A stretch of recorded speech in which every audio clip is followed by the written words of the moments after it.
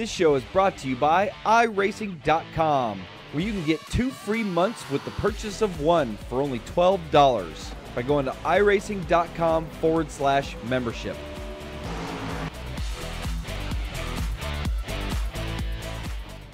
Welcome to Inside Sim Racing and our review of MXGP by Milestone. I'm Darin Ganji here with Jason Dunnington. And Milestone's become popular with producing titles like Superbike, MotoGP, the WRC series, and they actually did a version of this title called Mud last year that wasn't so popular. Right. But now they're back again, and it was based on the FIM Motocross World Championship, and MXGP is also based on that championship. Nice. Yeah, and MXGP is based on the MX1 and MX2 championships that compete worldwide. It's kind of like the Formula One of motocross, except they don't really come to the States. But we still have our Supercross here, and I guess maybe that's why they don't come here, because the competition? Maybe, and that's not represented in this title here, but yeah, it's representing this. It's like Jason said, it's like the Formula One of motocross, it seems, where they travel all over the world. So MXGP is available on the PC, either DVD or Steam. You can also get it on the PS3, Xbox 360, and the PS Vita. And it has 60 riders, 60 bikes, 14 tracks, and the rules from the MX1 and MX2 series. It's also available on the PS Network and Xbox Live, so if you wanted to download it direct, you don't have to get a copy. Now, I'm not sure about regions. Now, I know the Xbox 360 has always been a PAL version. Versus we're NTSC here. I don't know if you realize that, but we're NTSC here in the States. The Xbox 360 version is not, as far as I know, not available here in the States. But if you want a PS3 version, and you can maybe fudge your Xbox Live or PS3 to pretend like you're outside the country. There's always another way around stuff, yeah. Yeah, but on the PC, it's available on Steam, or you can order it and have it shipped to you on the PS3. So, and I'm not even sure about the Vita. We didn't even try that, but lots of different ways that you can get this title.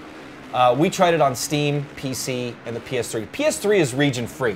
You can play a PS3 title. It doesn't matter where you get it. You can play it anywhere in the world. Nice. So, why don't you tell them a little bit more about the game? The game, lots of different modes to choose from. You got the instant race where you can just hop right on in and go for it in MX1 or 2. The Grand Prix, that's a 2-race little setup that, either or. Championship, career mode, which starts you out in MX2 and you got to work your way up and build up their way. Yeah, you start as a wild card. Right, yeah. You run 2 races and then you're offered a ride in about 5, depending on how you do, about 5 different teams. Yeah. And as far as the performance of that particular team, it goes up or down depending on which one you pick. Right, and you also got time trials and multiplayer. Multiplayer seems really awesome too, Yeah, 16 bikes offline that you're racing against, 12 when you're racing in multiplayer, so it kind of cuts it down. And I also read that there's a guy on our forum that did a little mini review. This series normally runs with 24 bikes. Right. So they're falling a little short there. Yeah, cutting that down in half. Yeah, I would have, and I can understand that on the console, but on the PC I would have liked to seen a full field of bikes. Because you have the bandwidth. I mean, on the console I could totally understand 12. There's just the bandwidth's not available, but. Yep. Unfortunately, I've been dying for something like this to come out. I know there was a guy that created one, but wouldn't it be cool to race with a motorcycle controller? Absolutely, yeah. So instead, if you don't have one of these for the PC, this is probably the Xbox 360 controller, and you can get wired or wireless. Wireless, there's a separate dongle that you need to get, but for a gamepad, wired's fine. Yeah. And works awesome. Right. You ended up getting a Logitech. Yeah, based controller. on the same exact 360. It looks the same. No vibration. No vibration, yeah. Which, in this title, not much. And then needless to say, on the PS3, we use just the standard Sony PS3 controller. Now, while we're talking about the PS3, if you're wondering why we have this capture device here, I'd like to thank Diamond Multimedia for sending this to us. And it goes up to 1080i. And this is honestly probably going to be one of the last console titles that we capture in 720. Max resolution on the PS3 is 720, so 720p. So this thing worked great for it. I think depending on which one of us gets to keep this. Right. I would use it for like a DVR. And what was cool about it, my previous capture device was a Blackmagic, and it only was supported in either by plugging in a card or USB 3.0. This thing's USB 2.0, so I was able to plug it into my laptop and port it direct to that. So you want to use it to capture your any TV shows, sporting events, races. Right. This thing works great. You can schedule it, and then you use it as a pass-through too when you're gaming. So if you want to capture 720p stuff or 1080i, check out the GC1000 HD game capture device, and it goes for about under $100. Yeah. So it's pretty cool. So I'd like to thank them for sending that to us, and if you're wondering why that was sitting here, that's why it is. On the PC, 1080, we were running it at 1080. Unfortunately, you can't do triple screens, which is kind of a bummer. But on the PC, we're running, I was personally running, and what you're seeing as far as the capture goes here, was with an NVIDIA 760 card. I'd like to thank NVIDIA for sending me that card, using Shadowplay. And if you haven't checked out Shadowplay, and if you have a 600 series card or better, that is a total kick-ass way to capture game footage. It really is. Can capture in triples, which doesn't matter to you guys or us because the resolution, the max resolution here on YouTube is 1080. So Shadowplay doesn't work on triple screens, but for 1080 capture, it works really well. Awesome. And super easy to use. It just really is. Yep, it is. Now, while we're talking about the PC, there was a couple bugs that I encountered, and it seemed to, I don't know, they kind of went away. Well, one of them did and one of them didn't. One of them was I was getting, it crashed a couple times on me. One, I was trying to go back to the menu, it crashed on me. So there was a couple crash issues on the PC, and hopefully they'll rectify those with a bug. And then the other one, why don't you tell them about the Steam crash? You weren't running Steam, you were running the DVD version. I was running the DVD, but when we were over here running the Steam, it would crash, but then it'd tell you can't go in because it's running the app. Super quick, easy fix, so you just Control-Alt-Delete, find your processes, get in there, and on the Steam, kill that process, and then it'll let you load the game again. It's called Steam 32. Actually, if you go out of the game on the PC, at least on this system I was running it, on Steam, and then try to go back in the game, Steam won't let it launch. Right. So crash or not, you can go out of the game normally, and it just, oh, another little mini bug. The game would not start, the game would go to the taskbar, remember? Yeah, drop down for some reason. Every time I went to start it, it would sit on the taskbar until I actually clicked on it, and then it would launch. So once you got past that, it wasn't that big a deal. Yeah, and at my house, I had a couple crashes too when I first started, but again, it was just that oddity where they just kind of went away. I was expecting more, a crash on multiplayer. It happened here and at my house. That kind of bummed me out because both times I was doing really good, and then it was like, oh no, lost it. But PS3, no issues like that. So, and again, I played probably the majority of my career on the PS3. And honestly, there wasn't much of a difference. Controls are pretty, honestly, I prefer this controller to be honest, but worked great on the PS3. And graphically, we'll talk about that in a minute, the differences. So why don't we just get to physics? okay. And we're gonna do out of 5 points. So physics, first of all, we both gave it a 4. So Jason gave it a 4, I gave it a 4. And there's some adjustability in the garage. You can adjust your gears, some suspension components, and just basics, you know. Yeah. Change discs. You could change them, and it does make a difference, you know, but once you get familiar with it, we just left it alone. We were dominating anyway, so there was no point. Yeah, and we're going to get to that in AI. But yeah, it definitely made a difference as far as how the bike handled and the gearing. You can change from low, medium to high. It doesn't make a huge difference. Now, let's talk about the physics overall and how they feel. I like what they've done with this, especially compared to Mud, the previous tile, which was full arcade. Right. Super easy. You know, talk about the controls. So basically the way I changed the default control settings for physics, well, to handle the bike. So, you know, you're turning with the left stick, and then originally you were leaning forward and back with the right stick. I changed lean forward and back to the left stick. So I could do both with this one, and then you can lean on the bike with the right stick, which You lean too much and gas it, You're done. Yeah. you're going down. And I like that aspect of the physics because it really added a challenge versus just going into a corner and turning and, you know. And just ripping through, yeah. It really, how you set that up, when you made that suggestion to me, it really opened it up and made it much easier to drive that way, because when you're trying to give it a little English, a lot of times your finger will push it up a little bit. So all of a sudden now, when you're trying to get the bike sideways, it lifted the bike all the way around and you're off to the side, you know. So with that, it made it a lot more where your rider stays centered when you're trying to lean instead of adjusting when you're not wanting it to, you know. More about the physics, I also set this bumper up for rear brake, and then that's front brake. So if you really want to brake into the corner, I nailed both of them.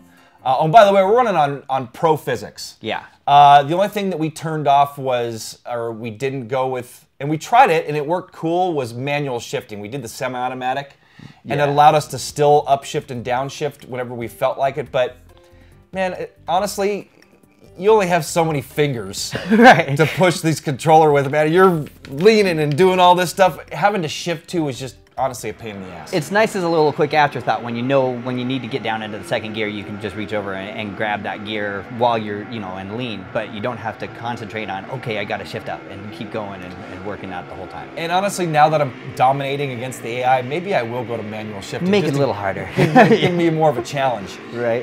Another thing I like too on the physics, going into corners, I like to slide the bike out.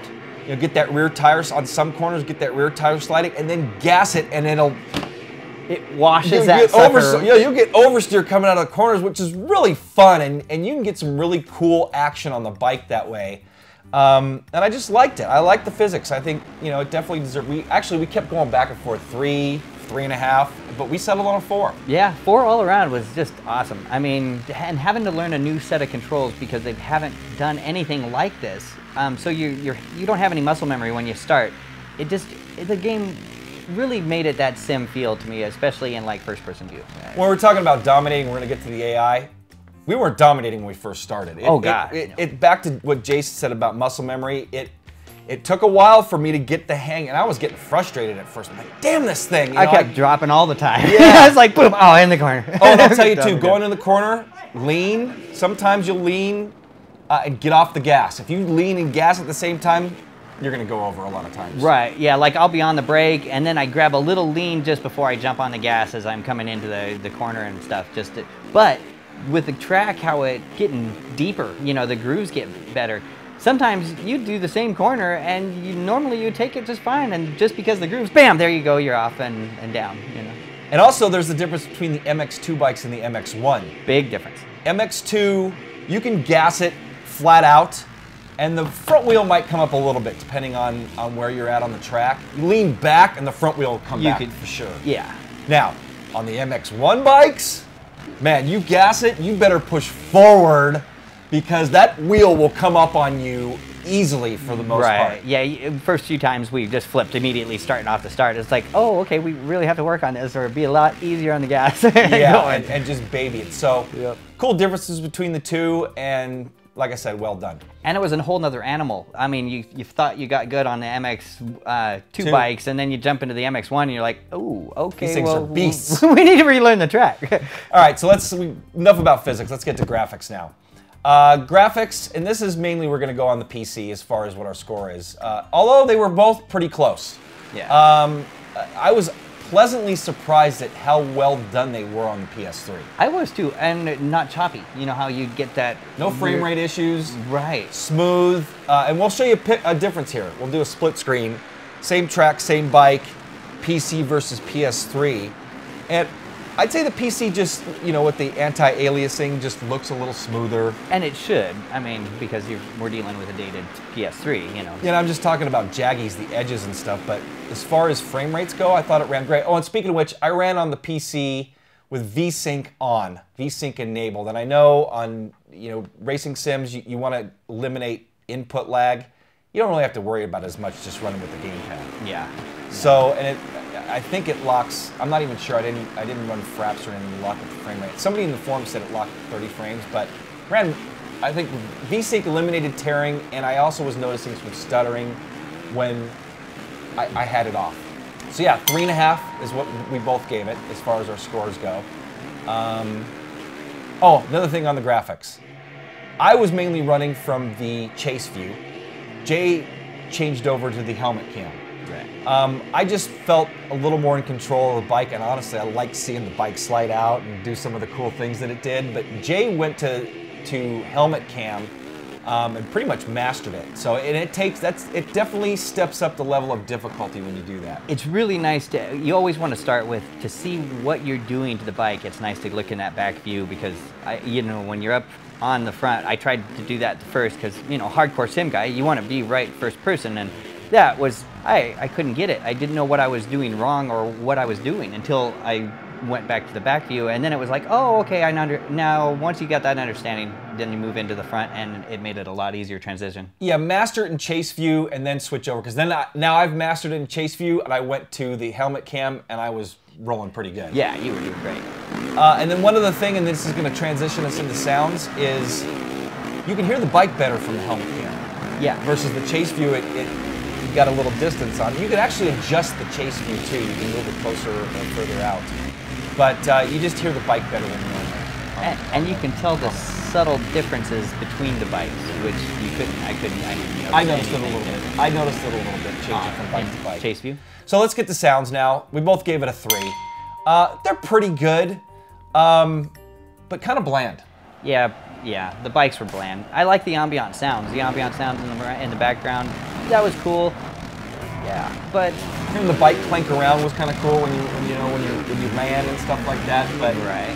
You don't really hear the bikes going through any kind of power band and shifting gears. Yeah. Like I forgot that honestly the bike was shifting gears, and I had to look down and see what gear I was in because it's just like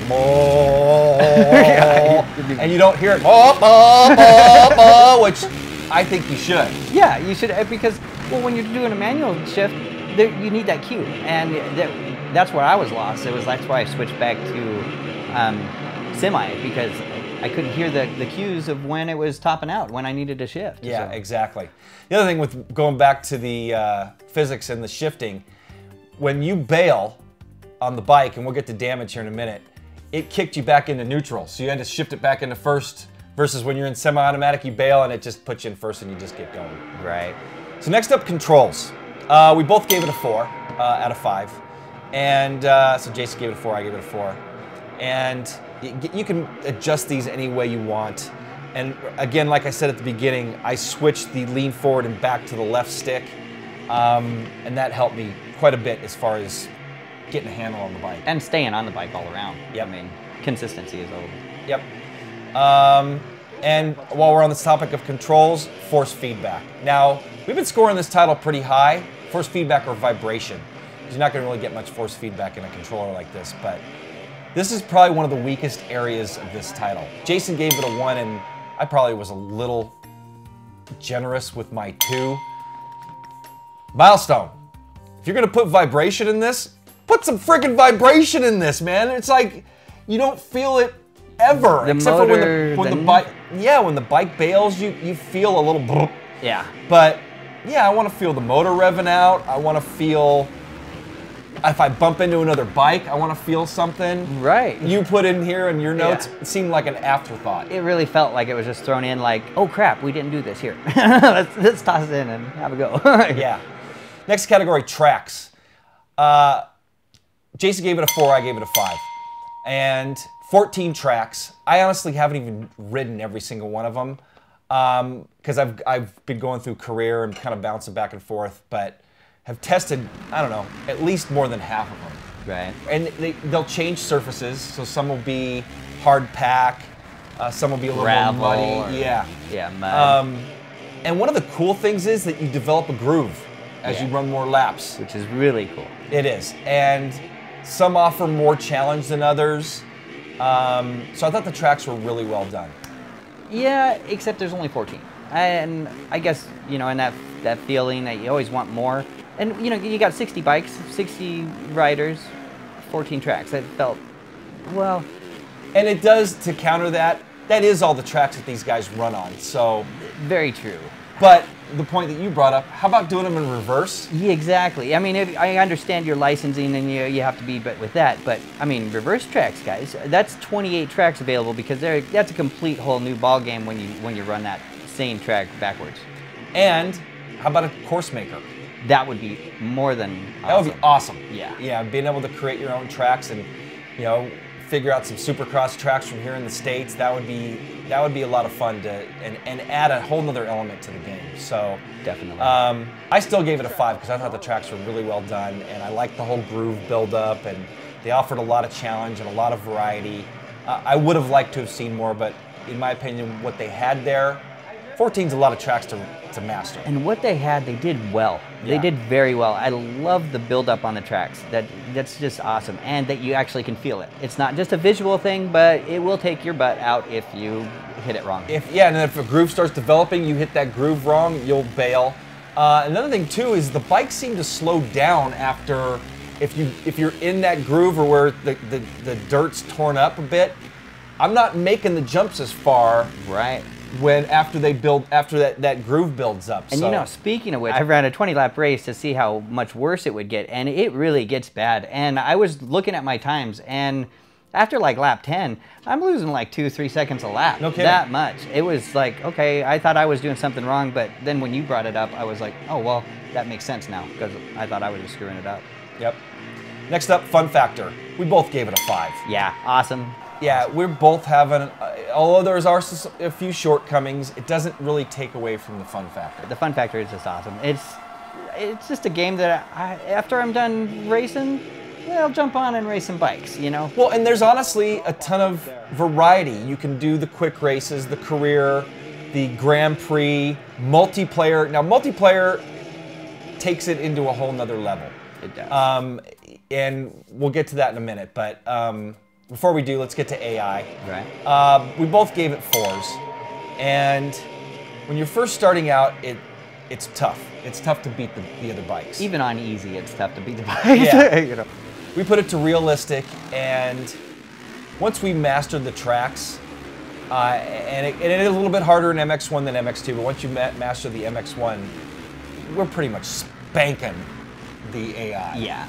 But you know what? We both gave it a 4 because they're solid. I mean, they're not taking you out. Right. They're racing you clean. They know where you're at. They bail sometimes. They qualify awesome, however. Yeah, that'll really push you. Yeah, and that's where I think it's a little off. If the AI riders ran as fast as their qualifying time showed, this would be a lot more of a challenge and realistic. Much more challenging, yes, definitely.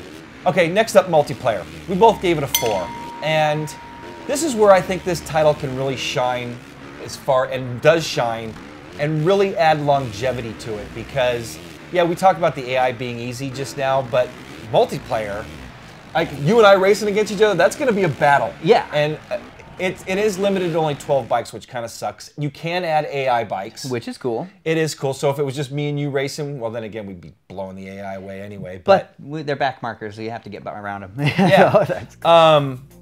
But, man, and speaking of which, you guys want to race with us? Come to our forums. We can get some multiplayer races going. I'd love to race with 12, you know, against 11 other guys, you included, so 10 other guys. Absolutely. Where we were all solid, and you can do championships. You can adjust as far as the difficulty of the physics, so that, you know, make sure everybody's, you know, you can lock it on pro. You can do passworded races.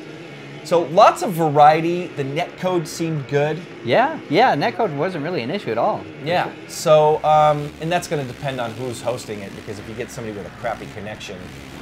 I did have one that was flocking all over the place, and people were crashing and then appearing everywhere. But that was only one instance that I had. Otherwise, never had a problem with that.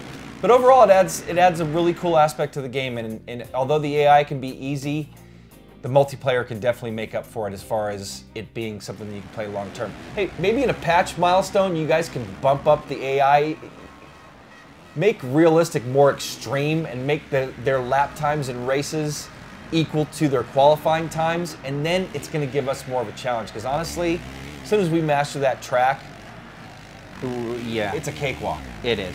And then we're just working on the multiplayer guys, you know. Yep. Now, two more areas. We're going to talk damage and UI. First up, damage. We both gave it a 1 because there's basically no damage at all. It's you can't hurt your body, your person, or the bike.